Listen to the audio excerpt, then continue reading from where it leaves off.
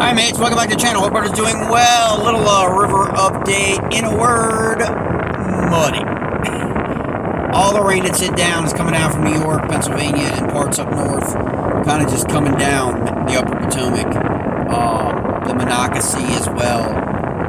Nothing's really being spared in the western part of the state.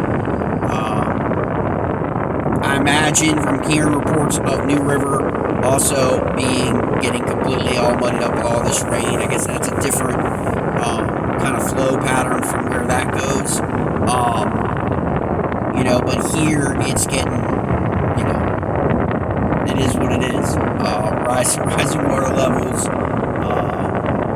can be kind of dangerous for people that are out and about, because now you don't have that visibility factor of what we once had, of the rocks and or the trees that were brought down from the last high water event that took place, I would say late April and May. A lot of that stuff you can see on the channel, on the YouTube channel, or on the Facebook page, a lot of pictures from all that basically stayed in the middle of the river. A lot of that now is slowly falling under the water line, so there's a lot of issues with that going down. Not very many people out, obviously, on the water in conditions like this. Of course, the fish are still there.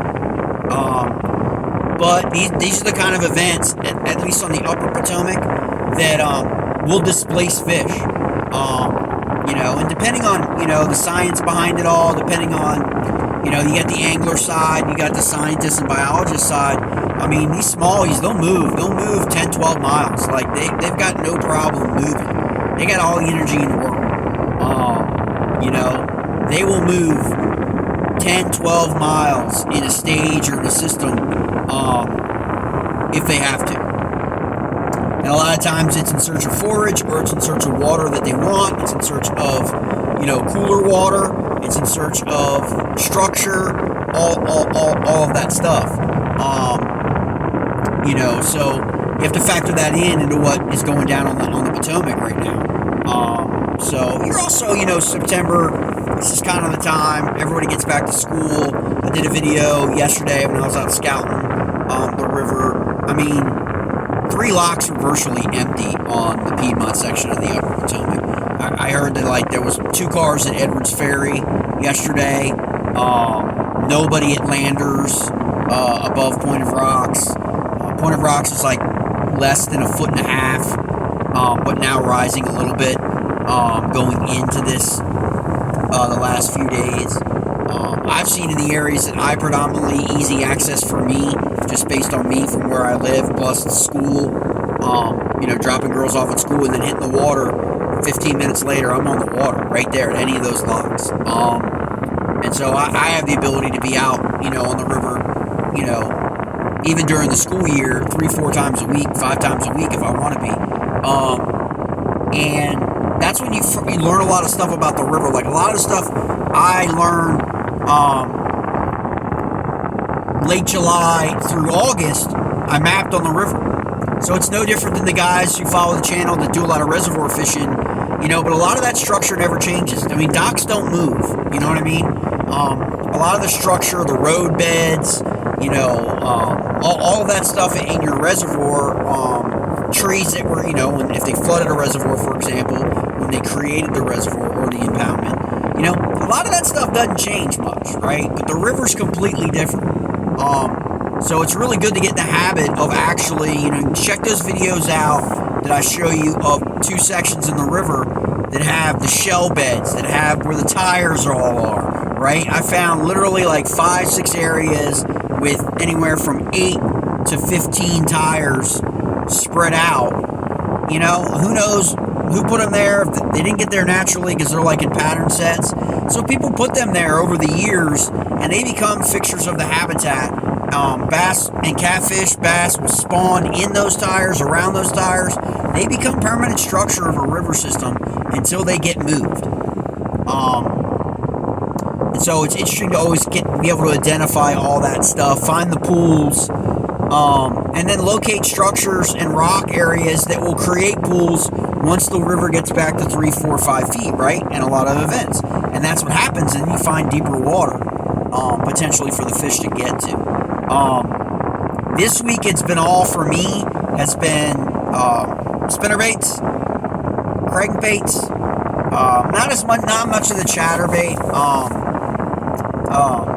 but I think that would probably be effective too. No vibration, noise, willow blade, Colorado blade, double, but small, compact, not the big boys you boys throw in the reservoirs. Basically small, compact spinnerbaits. That's really all now, especially with the water turning to chocolate milk, man. Like it's like, they're gonna play off that sound and that vibration more so than that line of sight activity that you would see in the clear water. So I have not thrown yet. I did bring some with me. I just didn't throw any today of the paddle tail, swim bait. That'll create, displacement in the water column as well. And I've stayed away from, finesse in this type of environment, just because I personally, I'm not saying no one can, but personally haven't gotten any bites on it. No bites on the Ned rig, no bites on finesse, no bites on wacky Texas rig. I mean, it's just the conditions of the water. I think the bites are coming on, loud moving baits, 2 double knocker crankbaits, small square bills, 1.5s or and smaller. That just seems to be what's really getting bites right now. This week anyway. Now we can see what happens if this rain stops, and we see what happens to the river. But it looks like we're gonna have some rain going through the weekend. For me, I'm also testing out equipment. For the trip, my plan is to hit the Salmon River in New York for the run here. It's just a matter of timing that. That's about a 6.5 hour drive for me. But it's just an event that you got to have on your bucket list, mates. If you like to wade fish, if you like to bang fish, if you like to, those things, you get out in that environment, hundreds of people out in the river for the run, fly fishing, the regulations and all that have it pretty much mapped out up there for, your tackle requirements. So it's all new. So it's like, I don't normally throw that stuff throughout the season, You go fly fishing for smallmouth bass sometimes because it's just fun to do. And a lot of the guys back in Virginia are trout fishermen, and that's that's all they fish is fly. So it'll be interesting, not to have the spinning tackle, not to have, not to be able to use your go-to confidence baits, to have to completely switch gears to fly, wet flies and dry flies and all that mess that you don't normally go. But that's the fun of it, man. That's the fun of it. You can not catch any, and still just have a wild time with mates and, anyone making new friends on the river and, people catching 10, 15, 20 pound,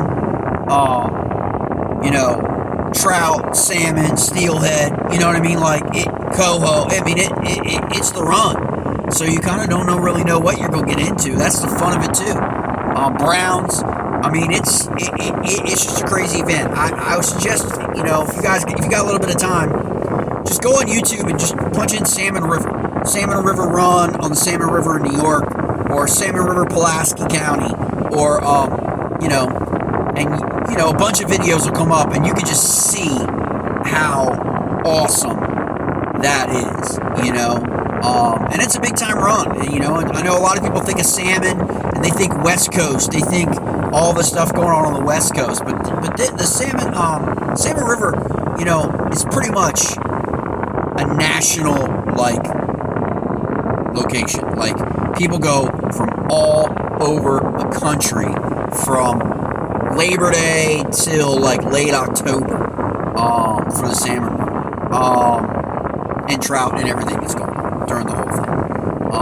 So the town basically gets just pumping, you know what I mean? Boom, it's just for me, it's no, it's a lot different, but kind of the same thing as showing up at the ramp on a bass day Bass Northern Opens. That starts, that starts Thursday. Running through Saturday, you get all the trucks, all the trailers, all the bass boats, right? When you show up in a small town, it's like, it's just people, like, with all their fishing gear, all their waders, everything, spinning it out, walking all the way up that river for miles. It's basically got about a 12-mile stretch, I think, that's kind of like regulated. There's a couple areas you're not allowed to fish, towards the hatchery and things like that. But all in all, it's a trip that everybody should make. So I'm really, really getting excited. I'm starting to get pumped, trying to get things planned and situated. Because really, it's all about timing. It's like everything else. I mean, I can fish the river here. I could be on, most people know, I could be on the upper Potomac, the lower Potomac, the Monocacy, the Susquehanna, the upper bay, in an hour. Like, all within like an hour, okay? That's the beauty of living where I live, in terms of that.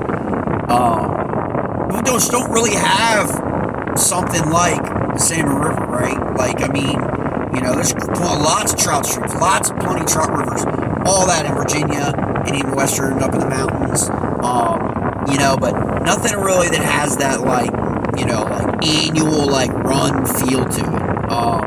You get to, like, the yellow perch run.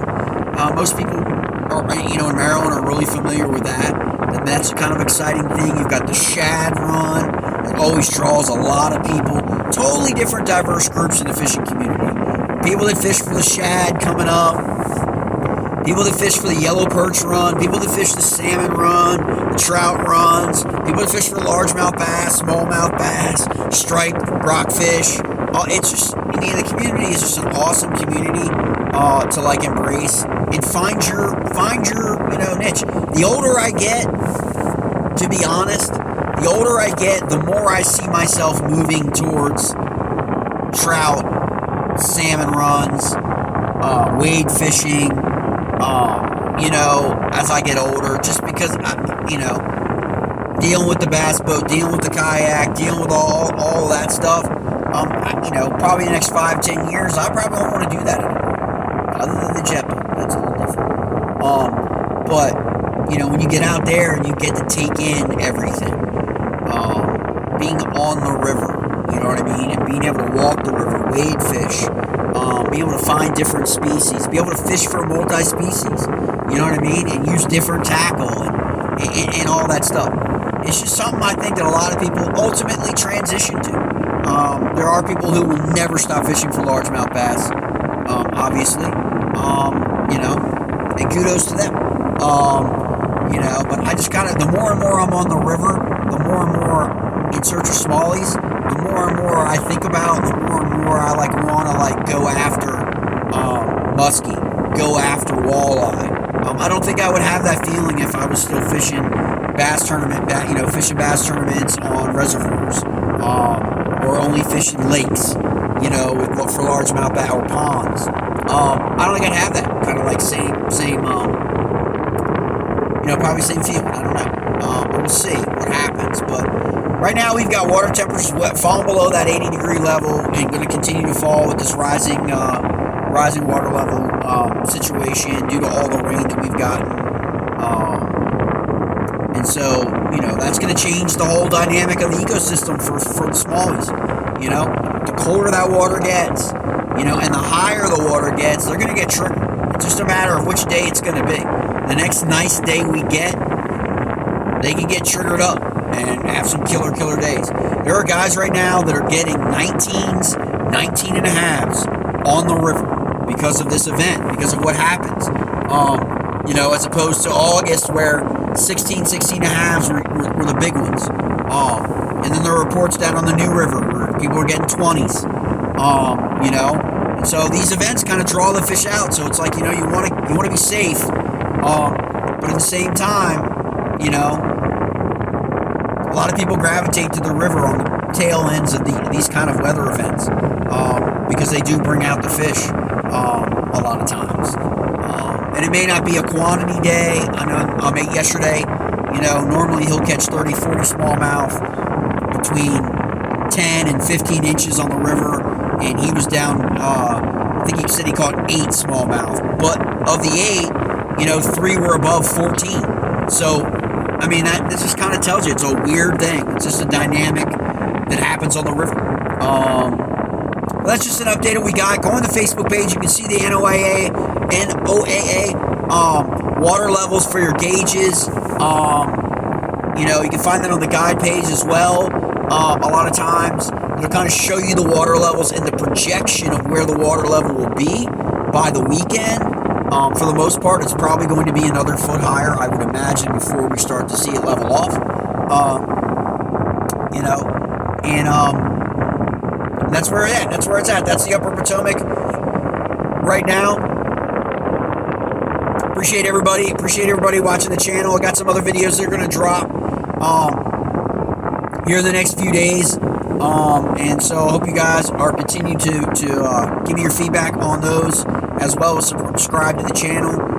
We're up to over almost 7,000 subscribers now in less than a few months. It's been awesome, and we'll try to get some more in. I got some eats videos coming up for you guys. I know you've been hitting me up about where the eats at. So I'm gonna have some cooking videos for snakehead, cooking videos for rockfish, and we'll get back to some of the restaurants. We're gonna get on the road here, so if we get up to New York, we're gonna have to stopping at some places, talking to some people. We'll talk about the restaurants. We'll talk about everything, because that's what we like to do when we travel out. We've got the Bass Northern Open, so we'll be going to Northeast Maryland, hitting that area, doing a couple videos. Hopefully we'll grab a couple of the anglers, all that fun stuff, adding to the page. So I hope you guys will stick around. All right, mates.